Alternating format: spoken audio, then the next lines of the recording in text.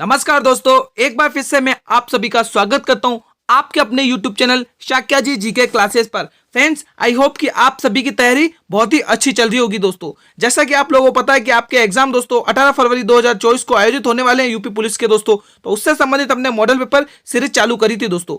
हमने 2 model paper complete कर लिए हैं दोस्तों।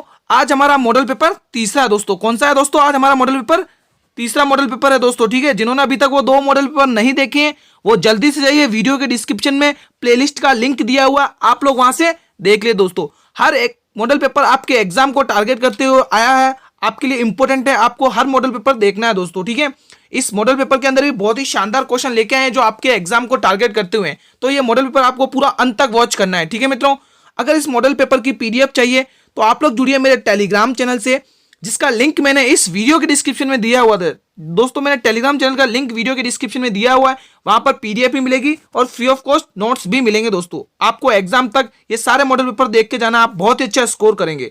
बिना देरी करे शुरू करता हूं अपनी वीडियो। पहला ही क्वेश्चन आप लोगों के सामने, क्वेश्चन नंबर 52। आज क्वेश्चन नंबर 52 है दोस्तों। ये 2 मॉडल पेपर से कंप्लीट हुए हैं।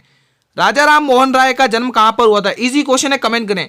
वर्धमाला जिले में, परगना जिले में, हुगली जिले में या फिर सुल्तानपुर जिले में? क्या राइट ऑप्शन होगा? सभी बच्चे कमेंट सेक्शन में कमेंट करेंगे, जल्दी से बताएं दोस्तों। आज ये मॉडल पेपर तीसरा है दोस्तों। राजा राम मोहन राय का जन्म दोस्तों ध्यान रखेंगे, सभी मित्र पूछ लिया जाता है एग्जाम में, 22 मई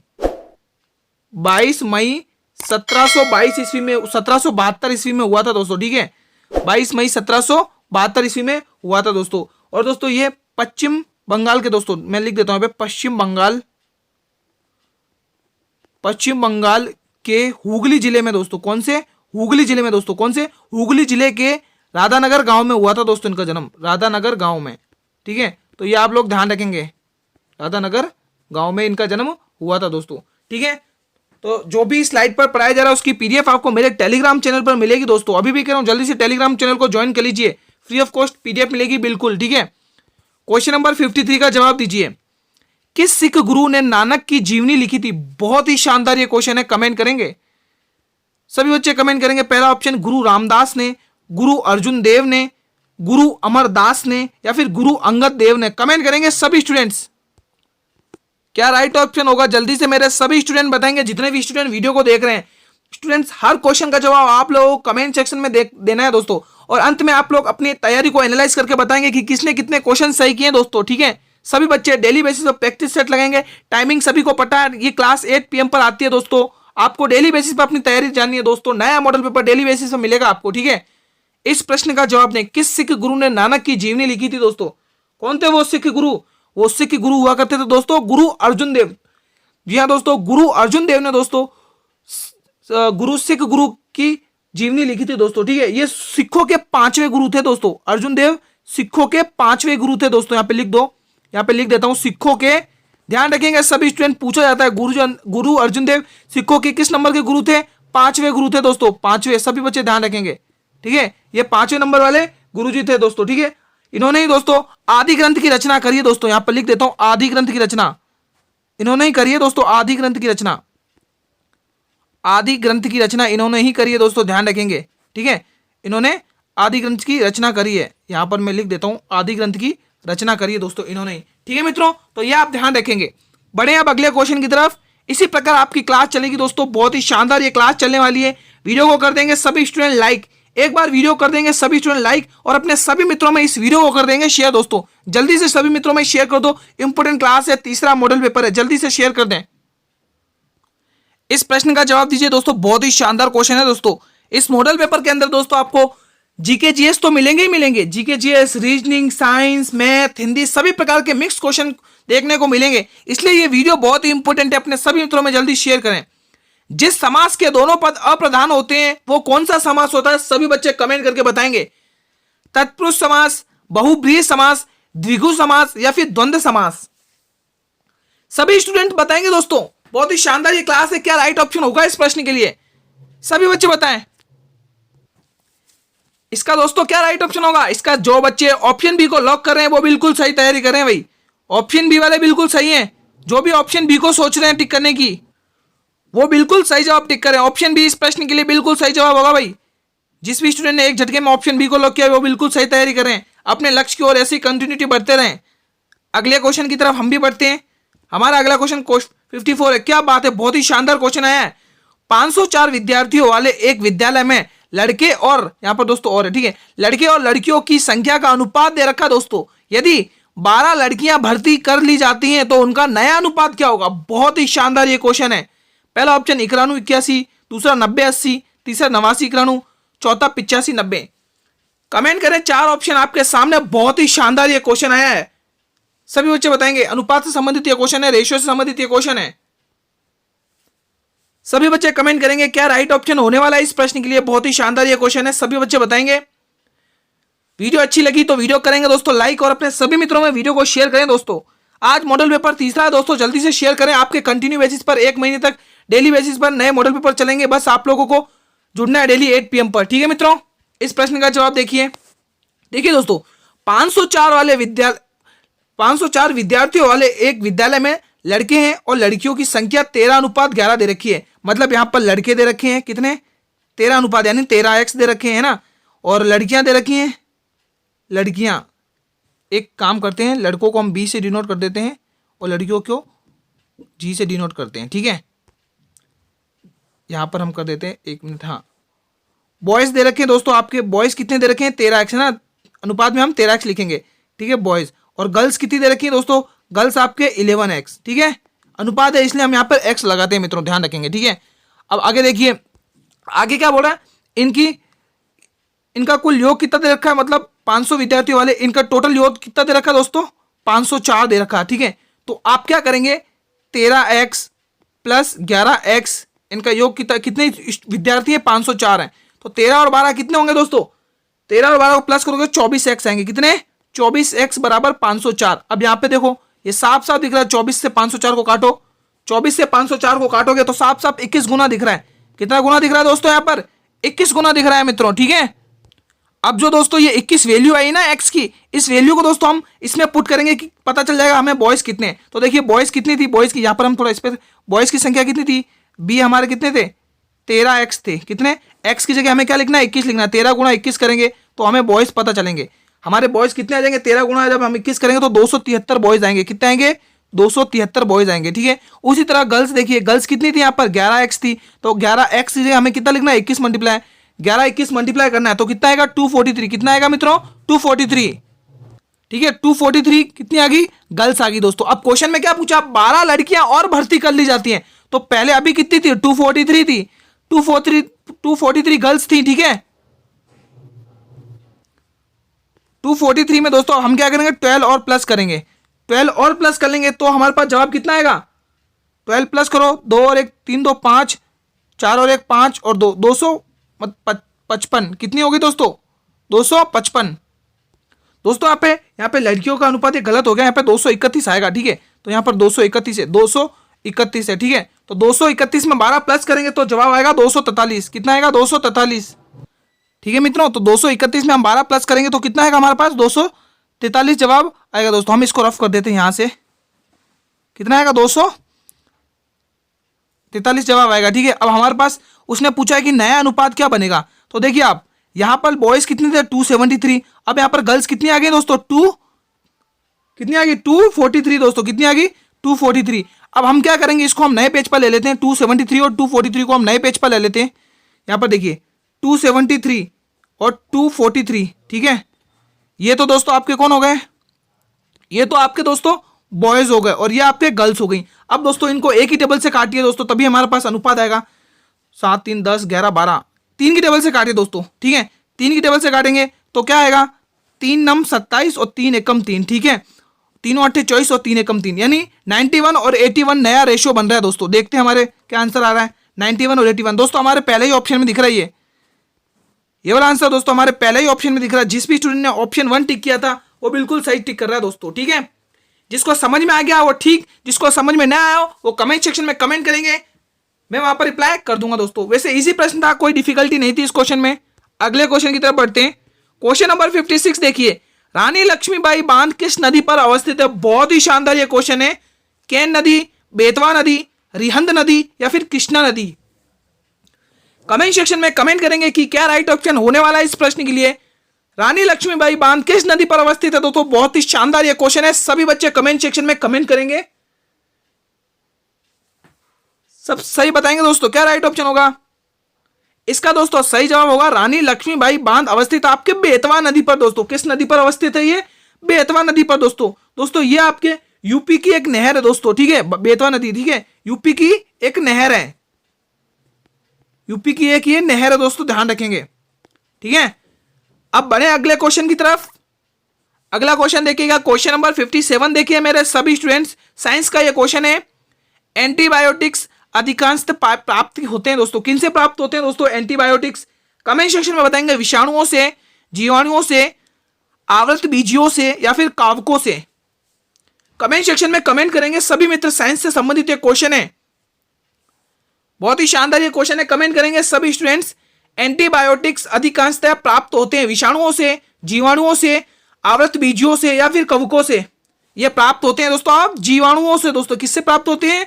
जीवाणुओं से दोस्तों। किस किसने ऑप्शन बी को लॉक किया मित्रों? जो भी मेरा स्टूडेंट्स ऑप्शन बी को लॉक करे एक झटके में, वो अपनी तैयारी बहुत ही शानदार लेवल पर कर रहे हैं भाई। ऐसे ही कंटिन्यू बेसिस पर पढ़ते रहिए दोस्तों, आपको सिलेक्शन लेने से कोई नहीं रोक सकता मित्रों। इसी तरह कंसिस्टेंसी से पढ़ते रहिए। एग्जाम से पहले दोस्तों जो भी मॉडल पेपर आपको दिए जा रहे हैं डेली बेसिस पर, उनको दोस्तों प्रैक्टिस सेट लगाकर ही जाइएगा सभी स्टूडेंट्स। जिसने अभी तक वो 2 मॉडल पेपर नहीं देखे वो जल्दी से देखिए, वीडियो के डिस्क्रिप्शन में जाइए, वहां पर UP police constable model paper series की प्लेलिस्ट दे रखी है, आप लोग वहां से देख लीजिए। कंटिन्यू बेसिस पर क्लासेस चलती है आपके 8 PM पर। क्वेश्चन 58 का जवाब दे मेरे सभी स्टूडेंट्स। पादप रोगों का सबसे उत्तरदायी कारक कौन सा होता है? कमेंट करेंगे। पहला ऑप्शन फफूंदी, दूसरा जीवाणु, तीसरा विषाणु और चौथा प्रोटोजोआ। कमेंट करेंगे सभी स्टूडेंट्स। हर एक क्वेश्चन आपके एग्जाम को टारगेट करते हुए है दोस्तों, इसलिए एक भी क्वेश्चन को आपको मिस नहीं करना है। हर एक क्वेश्चन कंटिन्यू बेसिस पर देखना है और कंटिन्यू बेसिस पर कमेंट सेक्शन में कमेंट करने हर एक क्वेश्चन का जवाब। पादप पौधों का सबसे उत्तरदायी कारक कौन सा होता है? ये उत्तरदायी कारक होता है दोस्तों आपके फफूंदी। कौन सा होता है दोस्तों? फफूंदी होता है दोस्तों। Option A. जी हाँ दोस्तों, जो भी मेरे स्टूडेंट्स ऑप्शन ए को लॉक कर रहे हैं वो अपनी तैयारी बहुत ही शानदार लेवल पर कर रहे हैं मित्रों। इसी प्रकार से कंटिन्यू पढ़ते रहिए मित्रों, ठीक है। बढ़े अब अगले क्वेश्चन की तरफ। हमारा अगला क्वेश्चन है 59 दोस्तों। इसी तरह कर्म करते रहिए, फल अवश्य मिलेगा आप लोगों को। केरल के राजा रवि वर्मा, केरल के राजा रवि वर्मा के क्षेत्र में प्रसिद्ध थे। मतलब केरल के राजा रवि वर्मा किस क्षेत्र में प्रसिद्ध थे? गायक, चित्रकार, नर्तक या फिर कवि? बहुत ही शानदार ये क्वेश्चन है दोस्तों, कमेंट करेंगे दोस्तों। क्या राइट ऑप्शन होगा इस प्रश्न के लिए? सभी बच्चे बताएंगे। रवि वर्मा किस क्षेत्र के प्रसिद्ध थे दोस्तों? रवि वर्मा दोस्तों आपके चित्रकार के प्रसिद्धि हासिल कर रखी थी इन्होंने चित्रकारी में दोस्तों, ठीक है, ठीक है, ध्यान रखेंगे। 1848 से लेके इन्होंने कब तक करी थी? 1848 से लेके 1963 तक, 1903 तक दोस्तों, है ना, 1906 तक, है ना, ध्यान रखेंगे दोस्तों। इन्होंने 1848 से लेके 1906 तक दोस्तों रवि वर्मा ने चित्रकारी में प्रसिद्ध थे दोस्तों ये, ठीक है, तो आप ये ध्यान रखेंगे। बढ़े अब अगले क्वेश्चन की तरफ। इसी प्रकार से हर एक क्वेश्चन इंपॉर्टेंट होने वाला है। क्वेश्चन नंबर 60 बहुत ही शानदार क्वेश्चन है, ब्लड रिलेशन से संबंधित है, रीजनिंग का टॉपिक है दोस्तों। हो सके दोस्तों आप रीजनिंग के क्वेश्चन दोस्तों with in air calculation in mind किया करें दोस्तों, कैलकुलेशन इन माइंड किया करें दोस्तों, ठीक है। अब मैं क्वेश्चन पढ़ रहा हूं, ध्यान से सुनेंगे। एक महिला की ओर संकेत करते हुए साइमन ने कहा, ठीक है, यहां पर हम साइमन बना देते, ये साइमन है, बहुत अच्छा साइमन है, और यहां पर एक महिला है, ठीक है, ये महिला है, ये बाल बना देते महिला के, ठीक है, तो ये महिला है, ये साइमन है, ठीक है, ये साइमन इस महिला की ओर इशारा कर रहा है। इस महिला की ओर इशारा करते हुए क्या बोल रहा है? वह जो है ना, एक महिला की ओर इशारा करते हुए वह दोस्तों इस महिला के लिए यूज कर रहा है, इस महिला के लिए यूज कर रहा है। वह मेरे पिता की एकमात्र बहन, ये जो है ना, मेरे पिता है यहाँ पे, उनकी एकमात्र बहन यानी कि मेरी बुआ की पुत्री है दोस्तों। क्वेश्चन यहीं पर सॉल्व हो गया, अब आगे बढ़ने की जरूरत नहीं है। बुआ की पुत्री कौन लगेगी दोस्तों? फुफेरी बहन लगेगी। किस ऑप्शन में दिख रहा है? बिल्कुल गुरुजी, सी ऑप्शन में दिख रहा है। क्या बात है, हम इस क्वेश्चन को ऐसे भी सॉल्व कर सकते हैं without using pen, calculation in air in mind, ठीक है दोस्तों। तो भतीजी जो टिक कर रहे हैं गलत है, माता जो टिक कर रहे हैं गलत है, बहन जो टिक कर रहे हैं गलत है, फुफेरी बहन बिल्कुल सही जवाब है। जो लोग ऑप्शन सी को लॉक कर रहे हैं वो बिल्कुल सही टिक कर रहे हैं दोस्तों। इसी प्रकार से आप ज्यादातर रीजनिंग के क्वेश्चन दोस्तों आप माइंड में सॉल्व किया करें दोस्तों, ठीक है, बहुत कम चांसेस में दोस्तों आप विदाउट यूजिंग पेन किया करें, ठीक है। तो इस प्रश्न के लिए बिल्कुल सही जवाब होगा सी ऑप्शन। जिसको समझ में आ गया वो ठीक, जिसको नहीं आया ये प्रश्न कमेंट करें, मैं आंसर रिप्लाई कर दूंगा कमेंट सेक्शन में। क्वेश्चन नंबर 61 का जवाब दें। 24 का संबंध 60 से है, तो वही संबंध आपको 210 के साथ बिठाना है। क्या बात है, बहुत ही शानदार क्वेश्चन है। पहला ऑप्शन 330, दूसरा 360, तीसरा 336, चौथा 340। कमेंट सेक्शन में कमेंट करें सभी स्टूडेंट्स। क्या बात है गुरुजी, बहुत ही शानदार क्वेश्चन है। गुरुजी कैसे करेंगे, जल्दी से जवाब दें सभी बच्चे। गुरुजी इस क्वेश्चन को देखा जाए तो ये क्वेश्चन ऐसा होगा, 3 का ही वर्गमूल करेंगे और गुरुजी 3 ही घटा देंगे। 3 का वर्गमूल गुरुजी 27 होता है और गुरुजी 3 का और 3 घटाएंगे, 27 में 3 घटाएंगे तो गुरुजी हमारे पास जवाब आ रहा है 24। क्या बात है, बिल्कुल सही है गुरुजी। हम ये अगले वाले में भी ट्राई कर लेते हैं। 3 का कर लिया, अब 3 के बाद कौन सा आता है गुरुजी? 3 के बाद आएगा दोस्तों 4 का वर्गमूल। 4 का वर्गमूल करेंगे, 4 का क्यूब करेंगे और 4 ही घटा देंगे गुरुजी। 4 का वर्गमूल होता है 64, 64 में से 4 घटाएंगे 60। गुरुजी बात बन रही है, तो वही हम इसके साथ करेंगे दोस्तों। अब ये 210 किसके पास आता है, आप लोग दिमाग लगाइए दोस्तों। गुरुजी 210 तो 6 के पास आता है। 6 का घनमूल करेंगे और 6 ही घटा देंगे गुरुजी। 6 का घनमूल 216 होता है और गुरुजी 216 में से जब हम 6 घटाएंगे तो हमारे पास जवाब आएगा गुरुजी 210। ठीक है, समझ में आ गया। अब वही रिलेशन आगे वाले में बुझाइए। 3 के बाद 4, 4 के बाद 6, अब 6 के बाद 3 के बाद देखो 4 आ गया, अब 6 के बाद 7 आएगा। 7 का वर्गमूल करिए, 7 ही घटा दीजिए। 7 का वर्गमूल होता है 343। अब 343 में से आपको 7 घटाना है, घटा दीजिए। 13 में 7 घटाएंगे 6 और 3 और 3, 336। गुरुजी 336 किस ऑप्शन में? बिल्कुल सही जवाब है गुरुजी, 336 हमारे सी ऑप्शन में। तो इस प्रकार आप ये क्वेश्चन को ऐसे तोड़ेंगे दोस्तों। ठीक है, बहुत ही इजी प्रश्न, आई थिंक किसी को भी डिफिकल्टी नहीं हुई होगी इस क्वेश्चन को सॉल्व करने में। बढ़े अगले क्वेश्चन की तरफ। क्वेश्चन 62 देखिए, यह हमारा मॉडल पेपर दोस्तों तीसरा है। जल्दी से शेयर कर दीजिए। वीडियो अच्छी लगे तो वीडियो को लाइक करें सभी स्टूडेंट, और चैनल पर भी जो पहली बार विजिट करें वो चैनल को भी करेंगे सब्सक्राइब और बेल नोटिफिकेशन को भी प्रेस करेंगे। क्वेश्चन 62, नवीन जालोर मिट्टी को अन्य किस नाम से जाना जाता है? क्या बात है, बहुत ही शानदार ये क्वेश्चन आया है सभी बच्चे। ये सभी के सभी क्वेश्चन दोस्तों आपके यूपी पुलिस कांस्टेबल को टारगेट करते हुए लाए गए हैं। डेली बेसिस पर मॉडल पेपर सीरीज चलेगी, आपको कंटिन्यू बेसिस पर वॉच करना है। पहला ऑप्शन बांगर, दूसरा रेगुड़, तीसरा खादर और चौथा कलहर। जल्दी से बताएं दोस्तों, नवीन जालोर मिट्टी को अन्य किस नाम से जाना जाता है? सभी बच्चे बताएंगे। इसको जाना जाता है दोस्तों खादर के नाम से। किसके नाम से जाना जाता है? खादर के नाम से दोस्तों। और दोस्तों ये खादर दोस्तों उत्तर के विशाल मैदान है दोस्तों। कौन से हैं ये? उत्तर के विशाल मैदान है। ठीक है, खादर आपके उत्तर के विशाल मैदान है। ठीक है, तो नवीन जालोर मिट्टी को हम खादर के नाम से भी जाना जाता है दोस्तों, ध्यान रखेंगे। उत्तर के विशाल मैदान है ये। ठीक है मित्रों, ध्यान रखेंगे। तो ऑप्शन सी बिल्कुल सही जवाब रहेगा इस प्रश्न के लिए। अब बढ़े अगले क्वेश्चन की तरफ। क्वेश्चन नंबर 63 देखिएगा सभी स्टूडेंट्स। सितारा देवी, जी हाँ दोस्तों, सितारा देवी का संबंध किस क्षेत्र से? क्या बात है, बहुत ही शानदार ये क्वेश्चन है। पहला ऑप्शन होगा आपके लिए कथक नृत्य से, दूसरा मणिपुरी नृत्य से, तीसरा गरबा नृत्य से और चौथा हिंदुस्तानी गायन से। कमेंट करेंगे मेरे सभी स्टूडेंट। बहुत ही शानदार ये क्वेश्चन है, सभी स्टूडेंट बताएंगे। सितारा देवी दोस्तों जल्दी से बताएं। सितारा देवी का संबंध दोस्तों आपके कथक नृत्य से है दोस्तों। किस नृत्य से है? मैं यहां पर लिख देता हूं कथक। कथक के नृत्य से है, जो यूपी का शास्त्रीय नृत्य है मित्रों। कथक नृत्य ये दोस्तों यूपी का शास्त्रीय नृत्य है। यहां पर लिख देता हूं, यूपी का शास्त्रीय नृत्य है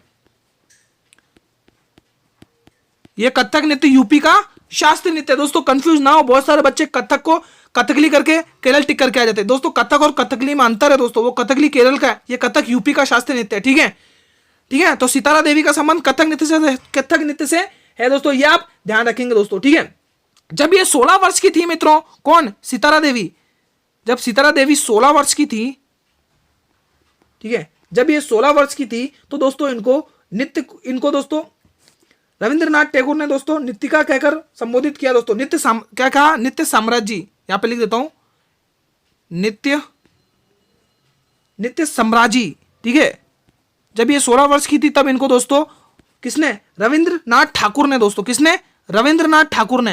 मैं यहां पर लिख देता हूं रविंद्रनाथ ठाकुर ने दोस्तों इनको नित्य साम्राज्य से कहकर संबोधित किया, रविंद्रनाथ ठाकुर ने। ठीक है, जब ये 16 वर्ष की थी तो इनको रविंद्रनाथ ठाकुर ने नित्य साम्राज्य के नाम से संबोधित किया था दोस्तों। ठीक है, तो इनका संबंध कथक नृत्य से, जो है यूपी का एक शास्त्रीय नृत्य है। ठीक है दोस्तों, इस स्लाइड पर जो भी पढ़ाया जा रहा है उसकी पीडीएफ आपको मेरे टेलीग्राम चैनल से मिलेगी। जिसने अभी तक मेरा टेलीग्राम चैनल ज्वाइन नहीं किया है वो जल्दी से जाइएगा, वीडियो के डिस्क्रिप्शन में लिंक दिया हुआ है। ठीक है, क्वेश्चन नंबर 64 देखिए, इस प्रश्न का जवाब देंगे मेरे सभी स्टूडेंट। जिस प्रकार 6 का संबंध 5 से है तो वही संबंध आपको 8 के साथ बनाना है। कमेंट करिए सभी बच्चे, सभी बच्चे जवाब देंगे। पहला ऑप्शन 7, दूसरा 10, तीसरा 6 और चौथा डी। दोस्तों यहाँ पे सी है, ठीक है, सी ऑप्शन है यहाँ पर। कमेंट सेक्शन में कमेंट करेंगे मित्रों कि क्या राइट ऑप्शन होने वाला है इस प्रश्न के लिए। सभी बच्चे कमेंट करेंगे। बहुत ही शानदार क्वेश्चन है गुरुजी। इस क्वेश्चन को दोस्तों, गुरुजी इसको 6 को कैसे बनाया है, तो 6 को आप क्या करेंगे, 6 कैसे बनाया गुरुजी, 6 बनाया गुरुजी 3 गुणा 2, 3 गुणा 2 किया गुरुजी 6 बन गया, ठीक है। 5 कैसे बनाया गुरुजी, 5 को कैसे बनाया, इसी में 3 में प्लस 2 ही कर दिया दोस्तों। गुरुजी कैसे किया, समझ में आया। देखो 6 कैसे बनाया, 3 गुणा 2 किया और 3 गुणा 2 को ही 3 प्लस 2 कर दिया, 5 बन गया। बात बन रही है गुरुजी, आगे बढ़ते हैं। अब यही हमें 8 के साथ करना है। 8 कैसे बनाएंगे, हम 4 गुणा 2 करेंगे, 4 गुणा 2 करेंगे तो हमारे पास गुरुजी 8 बचेगा। अब हम 4 में प्लस 2 कर देंगे गुरुजी, हमारे पास जवाब आ जाएगा 6। क्या आएगा गुरुजी, 6 आ जाएगा। तो इस प्रश्न के लिए गुरुजी हमारा सी ऑप्शन सही रहेगा, ठीक है। कितना सरल और इजी क्वेश्चन था दोस्तों, बहुत ही शानदार था, ठीक है। तो जिसको समझ में आ गया वो ठीक है, जिसको नहीं आया ये कमेंट बॉक्स आप लोगों के लिए है मित्रों। आप लोग कमेंट सेक्शन में रेस्पॉन्स किया करें हर एक क्वेश्चन का, और कोई भी क्वेश्चन से डाउट हो तो उसका भी रेस्पॉन्स किया करें। आपके रेस्पॉन्स से हमें मित्रों मोटिवेशन मिलता है दोस्तों, ठीक है। बढ़े अब अगले क्वेश्चन की तरफ। अगला क्वेश्चन देखिएगा सभी स्टूडेंट्स, क्वेश्चन नंबर 65 देखिए। बहुत ही शानदार ये क्वेश्चन है दोस्तों। 3 व्यक्तियों की वर्तमान आयु का अनुपात दे रखा है 4, 7 और 9। 8 साल पहले, यहां पर नोटिस करिएगा दोस्तों, यहीं से पूरा क्वेश्चन समझ में आएगा। 8 साल पहले उनकी उम्र का योग कितना था, योग दे रखा दोस्तों 56 था। उनकी वर्तमान उम्र ज्ञात करनी है, मतलब उनकी वर्तमान उम्र को ज्ञात करना है दोस्तों तीनों की, ठीक है। ठीक है मित्रों, बहुत ही शानदार क्वेश्चन था। 4 ऑप्शन ये आपके सामने है। आप लोग कमेंट करिएगा मित्रों कि क्या राइट ऑप्शन होने वाला है इस प्रश्न के लिए। सभी बच्चे कमेंट सेक्शन में कमेंट करेंगे। बहुत ही शानदार क्वेश्चन है दोस्तों। जैसा स्टार्टिंग में मैंने कहा था, मैथ के क्वेश्चंस भी इंक्लूड है इस मॉडल पेपर में, ठीक है। सभी विषयों के क्वेश्चंस इसमें आपके रिवीजन हो जाएगा, ठीक है। तो यह आपके लिए क्लास कितनी इंपॉर्टेंट है। डेली बेसिस पर आपके सभी विषयों का रिवीजन होता रहेगा इस मॉडल पेपर के अंदर। देखिए दोस्तों, सपोज पहले हम यहां पर दे देते हैं ए, ठीक है, यहां पर बी और यहां पर सी। देखिए ए का अनुपात दे रखा है 4x, ठीक है, और बी की अनुपात कितना दे रखा है 7x, ठीक है, और सी का अनुपात कितना दे रखा है 9x, ठीक है। समझने की कोशिश करिएगा दोस्तों, ठीक है। अब ये क्या बोल रहे हैं दोस्तों, 8 वर्ष पहले की बात करें तो घटाना है, बाद की बात करें तो जोड़ना है। तो 8 वर्ष पहले यानी 4x - 8 इसमें भी, और 7x - 8 इसमें भी, और 9x - 8 इसमें भी, ठीक है। पहले उनकी यानी इनकी, इन तीनों की आयु का योग दे रखा है। इनकी योग कितना था दोस्तों, 56 था, ठीक है। तो जो योग बोला वही हम कर लेते हैं यहां पर। तो अब हम क्या करेंगे मित्रों, तो हम यहां पे 4x - 8 प्लस, ठीक है, 7x - 8। जैसा जैसा क्वेश्चन में मैं बोल रहा है मैं वैसा ही कर रहा हूं और कुछ ही एक्स्ट्रा नहीं लगा रहा हूं। 9x - 8, इनकी योग कितना दे रखा है, इनकी आयु का 56 दे रखा है, तो ठीक है। अब आप प्लस करिए, 4x + 7x + 9x कितना होगा, 4x + 7x + 9x कितना होगा आपके लिए दोस्तों, देखिए 20x होगा। ये कितना होगा, 20x होगा, 20x, ठीक है, 20x। अब देखिए 8 प्लस का है, यहाँ पे माइनस है, तो ठीक है, -8 है, इनको तीनों को प्लस करोगे तो आपके पास 24 आएगा माइनस का। अब ये इधर कितना दे रखा, 56, माइनस का 24 इधर आके प्लस में बन जाएगा। तो 24 में जब आप 56 प्लस करोगे, 24 में जब आप 56 प्लस करोगे तो आपके पास जवाब आएगा 80। 20x बराबर 80 हो जाएगा, 20x बराबर 80। तो यहां पर सामने दिख रहा है कि x का मान 4 दिख रहा है दोस्तों। कितना दिख रहा है, 4 वैल्यू दिख रही है, x का मान 4 दिख रहा है, ठीक है। अब आपको क्या करना है, इनकी वर्तमान आयु ज्ञात करनी है। क्या थी, 4, 7, 9। हम अगले पेज पर ले लेते हैं। ये ए की थी दोस्तों 4x, बी की थी 7x और सी की थी 9x, और x की वैल्यू 4 निकली है। तो हमें ए की निकालना है। तो ए की कैसे निकालेंगे हम, 4 गुणा x करेंगे। 4 गुणा कितना निकला, 4 करेंगे, कितना आएगा, ए की आएगी 16। ये 4 में कहाँ से ला रहा हूँ, जो अभी मैंने x का मान निकाला वही है।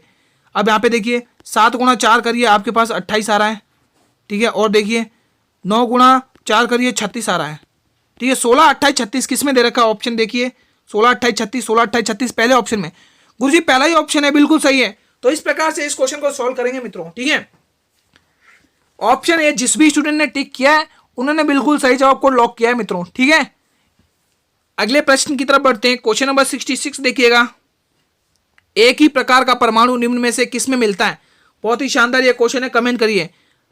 खनिज यौगिक में, खनिज मिश्रण में, प्राकृतिक तत्व में, या फिर इनमें से कोई नहीं? कमेंट करिए। 4 ऑप्शन आपके सामने, क्या राइट ऑप्शन होगा? एक ही प्रकार का परमाणु निम्न में से किस में मिलता है दोस्तों? सभी बच्चे बताएंगे, जल्दी से बताएं सभी बच्चे, क्या राइट ऑप्शन होगा? ये मिलते हैं दोस्तों प्राकृतिक तत्व से। दोस्तों किससे मिलते हैं? किसमें मिलते हैं? ये मिलते हैं आपके प्राकृतिक तत्व में दोस्तों। किसमें मिलते हैं? प्राकृतिक तत्व। ऑप्शन सी इस प्रश्न के लिए बिल्कुल सही जवाब। अगला क्वेश्चन, क्वेश्चन नंबर 67 देखिएगा सभी स्टूडेंट्स। निम्न में से कौन सा कृदंत प्रत्यय से बना है? हिंदी का क्वेश्चन है, कमेंट करें। पहला ऑप्शन रंगीला, दूसरा बिकाऊ, तीसरा दुधारू, चौथा कृपालु। सभी बच्चे कमेंट करेंगे, निम्न में से कौन सा शब्द कृदंत प्रत्यय से बना है? सभी बच्चे बताएंगे, क्या राइट ऑप्शन होगा? कृदंत प्रत्यय से बना है दोस्तों बिकाऊ शब्द। कौन सा बना हुआ है दोस्तों? बिकाऊ शब्द दोस्तों बना हुआ है दोस्तों। क्योंकि दोस्तों कैसे? क्योंकि देखिए बिक्री है, यहां पर शब्द था दोस्तों बिक्री, ठीक है। बिक्री शब्द में कौन सा प्रत्यय जोड़ दिया गया है दोस्तों? बिक्री शब्द में आउ प्रत्यय जोड़ दिया दोस्तों। कौन सा? आउ प्रत्यय। आउ प्रत्यय इसमें जोड़ दिया है, तो अब ये शब्द नया क्या बन गया? बिकाऊ। क्या बन गया दोस्तों? बिकाऊ, ठीक है। तो इसमें कौन सा प्रत्यय लगा हुआ है दोस्तों? कृदंत प्रत्यय लगा हुआ है बिकाऊ शब्द में, ठीक है मित्रों। तो आप लोग ध्यान रखेंगे, ऑप्शन बी इस प्रश्न के लिए बिल्कुल सही जवाब रहेगा। जिस भी स्टूडेंट ने ऑप्शन बी को लॉक किया है वो अपनी तैयारी बहुत ही शानदार कर रहा है भाई। इसी प्रकार से कंटिन्यू रखिए अपनी तैयारी को दोस्तों, ठीक है। क्लास अच्छी लग रही हो तो क्लास को करेंगे सभी स्टूडेंट लाइक, और चैनल को भी करेंगे सब्सक्राइब, जो भी नए विजिट कर रहे हैं चैनल पर। वीडियो अच्छी लगी तो वीडियो करेंगे अपने सभी मित्रों में शेयर दोस्तों। इंपोर्टेंट क्लास है, तीसरा मॉडल पेपर है, जल्दी से शेयर करते हैं अपने सभी मित्रों में। क्वेश्चन नंबर 68 देखिए, हड़प्पा सभ्यता किस नदी के किनारे बसी हुई है? कमेंट करेंगे। पहला ऑप्शन रावी नदी, दूसरा सिंधु नदी, तीसरा घग्गर नदी, चौथा कांतली नदी। बहुत ही शानदार ये क्वेश्चन है, सभी बच्चे कमेंट करेंगे। हड़प्पा सभ्यता किस नदी के किनारे बसी हुई है? कमेंट करें, सभी बच्चे बताएंगे। हड़प्पा सभ्यता दोस्तों आपके रावी नदी पर बसी हुई है दोस्तों। किस नदी पर बसी हुई है? रावी नदी पर दोस्तों, ठीक है। अब जो दोस्तों क्वेश्चन ऐसा पूछ लिया जाए तो मोहनजोदड़ो और लोथल किस नदी पर बसी हुई है? ये 2 शहर है ना, ये किस नदी पर बसे हुए हैं दोस्तों? सबसे पहले इन्हीं 2 शहरों की खोज करी गई थी दोस्तों, मोहनजोदड़ो और लोथल की। दोस्तों आप ध्यान रखेंगे, मोहनजोदड़ो आपके मोहनजोदड़ो, ठीक है, ये शहर आपके बसा हुआ है दोस्तों कौन सी नदी पर? ये शहर आप ध्यान रखेंगे सिंधु नदी पर बसा हुआ है मित्रों। किस नदी पर बसा हुआ है? सिंधु नदी पर। सभी बच्चे ध्यान रखेंगे। और जो लोथल है ना, लोथल शहर, ये दोस्तों आपके भगवा नदी पर बसा हुआ है दोस्तों। अब सब लोग सोचेंगे दोस्तों सर ये भगवा नदी कौन सी है? भगवा नदी। अब दोस्तों जिसको पता होगा वो ठीक, जिसको नहीं पता वो ध्यान रखेंगे। भगवा नदी का इसका प्राचीन नाम क्या है? सबरमती नदी। सबरमती नदी है दोस्तों, ठीक है। सबरमती इसका प्राचीन नाम है, प्राचीन नाम है दोस्तों सबरमती, ठीक है। सभी बच्चे ध्यान रखेंगे, भगवा नदी का नाम, प्राचीन नाम क्या है? सबरमती, जिसके किनारे लोथल शहर बसा हुआ है दोस्तों, ठीक है। और मोहनजोदड़ो आपके सिंधु नदी पर बसा हुआ है। घग्गर नदी पर दोस्तों कौन सी सभ्यता है? घग्गर नदी पर दोस्तों आपके कालीबंगा सभ्यता है। कौन सी सभ्यता है? कालीबंगा, जो दोस्तों आपके हनुमानगढ़ राज्य, भारत के राज्य राजस्थान के हनुमानगढ़ जिले में है दोस्तों। हनुमानगढ़ जिले में दोस्तों घग्गर नदी के पास। कांतली नदी पे कौन सी है? गणेश्वर सभ्यता है दोस्तों। कांतली नदी के वहां कौन सी है? गणेश्वर सभ्यता है। इस स्लाइड पर जितना भी पढ़ाया जा रहा है उसकी अगर आपको पीडीएफ चाहिए तो आप लोग जुड़िएगा मेरे टेलीग्राम चैनल से, जिसका लिंक मैंने इस वीडियो के डिस्क्रिप्शन में दिया हुआ दोस्तों। आपको बिल्कुल फ्री ऑफ कॉस्ट पीडीएफ मिलेगी, बस आप लोग टेलीग्राम चैनल से जुड़ जाइए।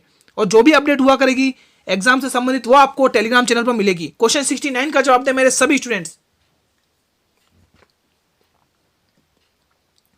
भारतीय संविधान में समवर्ती सूची किसके संविधान से ली गई है? बहुत ही शानदार ये क्वेश्चन है, कमेंट सेक्शन में कमेंट करेंगे। यूएस से, ऑस्ट्रेलिया से, कनाडा से, या फिर जर्मनी से? जल्दी से बताएंगे दोस्तों, भारतीय संविधान में समवर्ती सूची किसके संविधान से ली गई है? सभी बच्चे बताएंगे। ये ली गई दोस्तों ऑस्ट्रेलिया के संविधान से दोस्तों। किसके संविधान से ली गई है? ऑस्ट्रेलिया के संविधान से ये ली गई है दोस्तों। जब दोस्तों ऑस्ट्रेलिया के संविधान से ली थी तब इसमें दोस्तों कितने विषय हुआ करते थे पहले? इसमें दोस्तों पहले आपके कितने 47 विषय हुआ करते थे दोस्तों। समवर्ती सूची में कितने विषय हुआ करते थे? 47 विषय होते थे दोस्तों, ठीक है। अब वर्तमान में कितने हैं? अब वर्तमान में कितने हो गए हैं? वर्तमान में आप ध्यान रखेंगे दोस्तों, अब आपके 52 विषय हो गए हैं दोस्तों। कितने विषय हो गए हैं? 52 विषय हो गए हैं दोस्तों। तो इस प्रश्न के लिए बिल्कुल ऑप्शन बी सही जवाब रहेगा, जिस भी स्टूडेंट ने टिक किया ऑप्शन बी को। ठीक है, बढ़े अब अगले क्वेश्चन की तरफ। अगला क्वेश्चन, क्वेश्चन नंबर 17 देखिए। दादा के नाम से, क्या बात है, दादा के नाम से किसे जाना जाता है? मेजर ध्यानचंद को, उधम सिंह को, रूप सिंह को, केडी सिंह को? कमेंट करिएगा सभी स्टूडेंट्स। क्या राइट ऑप्शन होगा? सभी बच्चे बताएंगे। दोस्तों आपके डेली सभी को टाइम पता है, डेली 8 PM पर ये मॉडल क्लास अपलोड होती है, डेली बेसिस पर आपकी क्लास लगती है। आप लोगों को डेली बेसिस पर अपनी तैयारी को एनालाइज करना है दोस्तों। अगर आप लोग एग्जाम तक ये सभी मॉडल पेपर देखकर चले जाते हैं, आप एग्जाम्स में बहुत ही अच्छा स्कोर करेंगे मित्रों। कमेंट करिए क्या राइट ऑप्शन होगा? दादा के नाम से किसे जाना जाता है? सभी बच्चे बताएंगे। दादा के नाम से जाना जाता है दोस्तों मेजर ध्यानचंद को। दोस्तों किसे जाना जाता है? मेजर ध्यानचंद को दोस्तों। अब दोस्तों इनके उपनाम देख लीजिए, इनको किस किस नाम से जाना जाता है? उपनाम मैं यहां पर लिख देता हूं, उपनाम लिख देता हूं दोस्तों। ठीक है, इनको किस किस उपनाम से जाना जाता है? आप सभी मित्र ध्यान रखेंगे, इनके उपनाम लिख देता हूं। उपनाम, इनको किस किस उपनामों से जाना जाता है? पहला, सबसे पहले इनको हॉकी का जादूगर कहा जाता है दोस्तों। क्या कहा जाता है? हॉकी का जादूगर दोस्तों। क्वेश्चन एग्जाम में पूछा जाता है कि हॉकी के जादूगर के नाम से कौन मशहूर है। ठीक है, तो आप लोगों को ध्यान रखना है मेजर ध्यानचंद। और क्या कहा जाता है? और इनको और क्या कहा जाता है दोस्तों? सभी बच्चे बताएंगे और क्या कहा जाता है? और इनको कहा जाता है दोस्तों क्या? The magician. क्या कहा जाता है? द मैजिशियन कहा जाता है, द मैजिशियन। ठीक है, द मैजिशियन के नाम से इन्हें जाना जाता है। तो ये दो उपनाम है जो आपको एग्जाम में पूछे ही जाते हैं मेजर ध्यानचंद शर्मा से दोस्तों। ठीक है, अगला क्वेश्चन देखिएगा, क्वेश्चन 71। काराकोरम पर्वत श्रेणी का पूर्व नाम क्या है? रकापोशी, सागर माता, केटू श्रेणी या फिर कृष्णागिरी? बहुत ही शानदार क्वेश्चन है, कमेंट करेंगे सभी स्टूडेंट्स। काराकोरम पर्वत श्रेणी का पूर्व नाम क्या है? सभी बच्चे बताएंगे। इसका पूरा नाम क्या है दोस्तों? इसका पूर्व नाम मतलब पुराना नाम, पहले का नाम क्या था? इसको पहले दोस्तों कृष्णागिरी के नाम से जाना जाता था। किस नाम से जाना जाता था दोस्तों?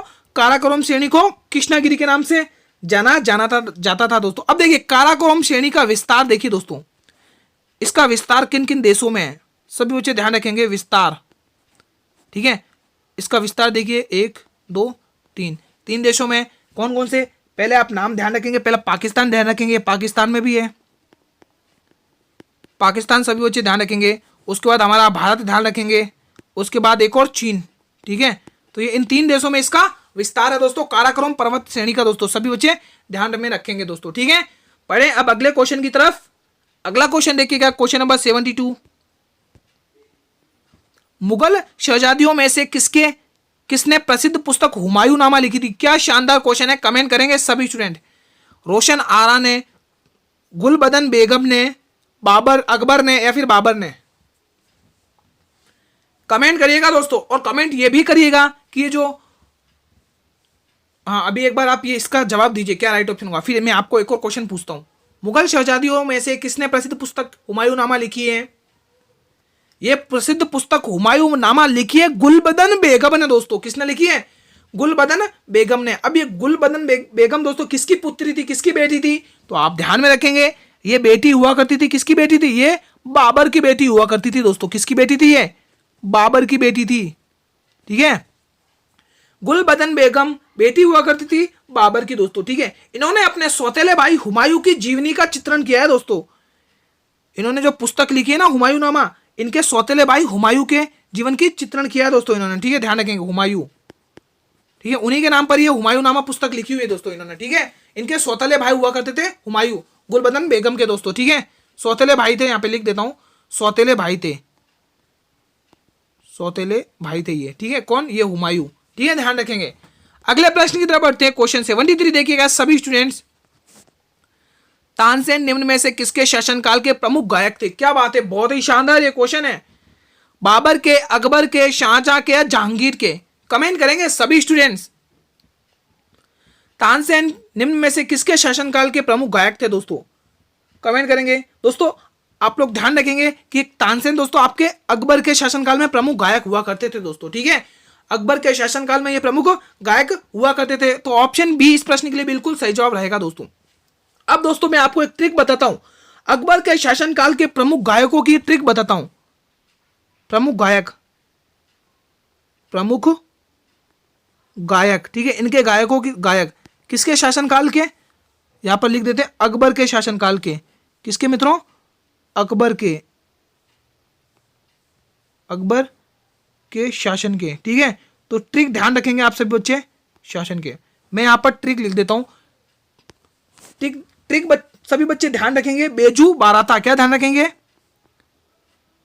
बेजू बाराता, ठीक है। अब जैसे देखिए बेजू से आप ध्यान रखेंगे बेजू बावरे, क्या ध्यान रखेंगे? बेजू बावरे, ठीक है। बेजू से ध्यान रखेंगे बेजू बावरे, और बा से आप ध्यान रखेंगे बाज बहादुर। बा से क्या ध्यान रखेंगे? बाज बहादुर।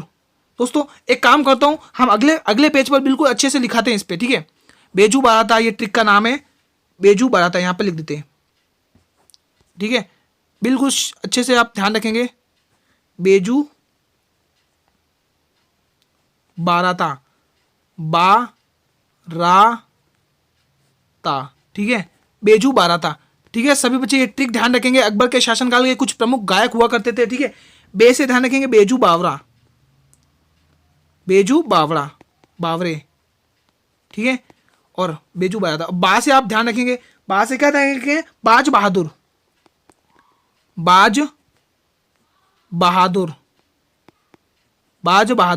और रा से आप ध्यान रखेंगे, रा से रामदास, जिसको बाबा रामदास भी कहते हैं, रामदास, ठीक है। और ता से आप लोग ध्यान रखेंगे तानसेन दोस्तों, ठीक है। ये दोस्तों अकबर के नवरत्नों में भी शामिल थे दोस्तों, ठीक है। तो ये ट्रिक ध्यान रखेंगे। अकबर के प्रमुख शासनकाल के प्रमुख गायक हुआ करते थे अकबर के शासनकाल में। ट्रिक क्या है? बेजू बाराता। तो बे से बेजू बावरे, बा से बाज बहादुर, रा से रामदास, ता से तानसेन, ठीक है। इस ट्रिक से आप ध्यान रखेंगे। अगला क्वेश्चन 74 क्वेश्चन 74, जिस प्रकार से नाक का संबंध छींक से है तो उसी प्रकार आंख का संबंध किससे होगा? कमेंट करें सभी स्टूडेंट, बहुत ही शानदार क्वेश्चन है दोस्तों। आप ध्यान दें, अगर नाक से दोस्तों छींक आती है तो आंख से क्या आएंगे दोस्तों? आंसू आएंगे। देखना कोई टिक नहीं करेगा। बहुत सारे स्टूडेंट जल्दबाजी चक्कर में सी ऑप्शन देखने को टिक करके आ जाएंगे। गलत, ऑप्शन बी बिल्कुल सही है भाई। जिसने भी टिक किया है, जो भी स्टूडेंट ऑप्शन बी को टिक कर रहे हैं, वो सी को बी को टिक कर रहे हैं, वो बिल्कुल सही जवाब टिक कर रहे हैं। बढ़े आप अगले क्वेश्चन की तरफ। अगला और अंतिम प्रश्न देखिए, क्वेश्चन 75 देखिए, 16 से 24। दोस्तों आपकी ये श्रृंखला दे रखी है, आपको इसमें से साइन जमाना है। कौन सा साइन जमेगा और जीरो लेके आएगा? जब भी ऐसे क्वेश्चन आते हैं दोस्तों, आपको कुछ नहीं करना है, वो डिजिट लिख दीजिए 24, 2, 10 और 104। अब आपको जमा के क्या लाना है? जीरो लाना है दोस्तों। क्या जमाओगे इसके साथ?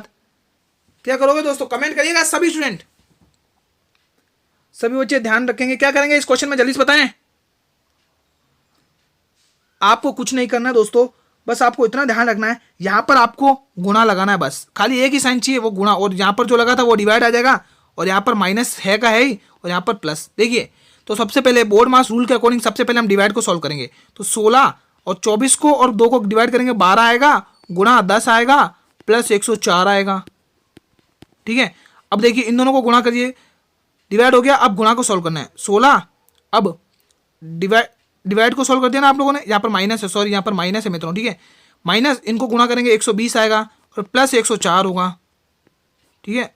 ये क्या है? 104। अब देखिए ये प्लस का 16 है और ये प्लस का 104 है, कितना हो जाएगा? 120। 120 माइनस 120 बिल्कुल जीरो आ रहा है गुरुजी। आपने जो जीरो आ गया गुरुजी, बिल्कुल सही बात है। यानी कि हमारा बिल्कुल कौन सा, हमने मल्टीप्लाई चेंज किया, तो ऑप्शन बी बिल्कुल सही जवाब रहेगा इस प्रश्न के लिए। तो बी ऑप्शन बिल्कुल सही जवाब रहेगा। अगला प्रश्न ये आप लोगों के लिए है दोस्तों, कमेंट करना आप लोगों को कमेंट सेक्शन में। देखो लिख रखा है, कमेंट सेक्शन में कमेंट करेंगे। प्रायद्वीप भारत की सबसे बड़ी नदी कौन है? और अधिकतर बच्चे गलत कर आते हैं, तो मैं आशा करता हूं आप इस प्रश्न का जवाब बिल्कुल सही देंगे, कोई भी गलत नहीं करेगा इस प्रश्न का जवाब।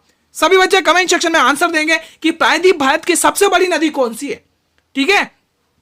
आज की क्लास को मित्रों हम यहीं पर समाप्त करते हैं। इस क्लास के अंदर, इस मॉडल पेपर के अंदर किसी भी स्टूडेंट को किसी भी क्वेश्चन से कोई भी डाउट होता है तो ये कमेंट सेक्शन बिल्कुल आप लोगों के लिए। आप लोग यहां पर बेझिझक होकर कमेंट करें, मैं यहां पर रिप्लाई कर दूंगा मित्रों, ठीक है। और दोस्तों इंपॉर्टेंट बात, आज हमारा तीसरा मॉडल पेपर भी कंप्लीट हो गया मित्रों। कौन सा मॉडल पेपर? तीसरा मॉडल पेपर भी कंप्लीट हो गया है दोस्तों, ठीक है। हमने 3 मॉडल पेपर कंप्लीट कर लिए। जिन्होंने नहीं देखा वो जल्दी से जाइए, वीडियो के डिस्क्रिप्शन में प्लेलिस्ट का लिंक दिया हुआ, आप लोग कंटिन्यू वॉच कर लीजिए दोस्तों। ये सभी के सभी मॉडल पेपर आपके एग्जाम को टारगेट करते हुए लाए जा रहे हैं दोस्तों, ठीक है। अगर दोस्तों वीडियो अच्छी लगी हो तो वीडियो करेंगे सभी स्टूडेंट लाइक, और वीडियो को अपने सभी स्टूडेंट में शेयर करेंगे दोस्तों। इंपॉर्टेंट क्लास थी ये, सभी मित्रों में शेयर कर दीजिए सभी बच्चों में। और चैनल पर भी पहली बार विजिट कर रहे हो तो चैनल को भी करेंगे सब्सक्राइब और बेल नोटिफिकेशन को भी प्रेस करेंगे, ताकि मैं जब भी नई वीडियो को अपलोड करूं तो सबसे पहले नोटिफिकेशन आप लोगों को मिले दोस्तों। अगर इस वीडियो को पीडीएफ चाहिए दोस्तों तो आप लोग जुड़िएगा सबसे पहले मेरे टेलीग्राम चैनल से, जिसका लिंक मैंने इस वीडियो के डिस्क्रिप्शन में दिया हुआ है। इस वीडियो की दोस्तों इस मॉडल पेपर की पीडीएफ भी मिलेगी, फ्री ऑफ कॉस्ट नोट्स भी मिलेंगे, बस आपको चैनल से जुड़ना है। कल मिलेंगे हमारे चौथे मॉडल पेपर के साथ, एक और नए धमाकेदार मॉडल पेपर के साथ, डेली 8 PM। सभी को पता है टाइम 8 PM रहता है दोस्तों, ठीक है। तो 8 PM पर सभी स्टूडेंट को जुड़ना है और एक और नया मॉडल पेपर लेना है, और उसमें अपने डेली बेसिस पर तैयारी एनालाइज करेंगे दोस्तों कि आपकी तैयारी कैसी चल रही है दोस्तों, ठीक है। मिलेंगे कल, तब तक के लिए जय हिंद, जय भारत, वंदे मातरम।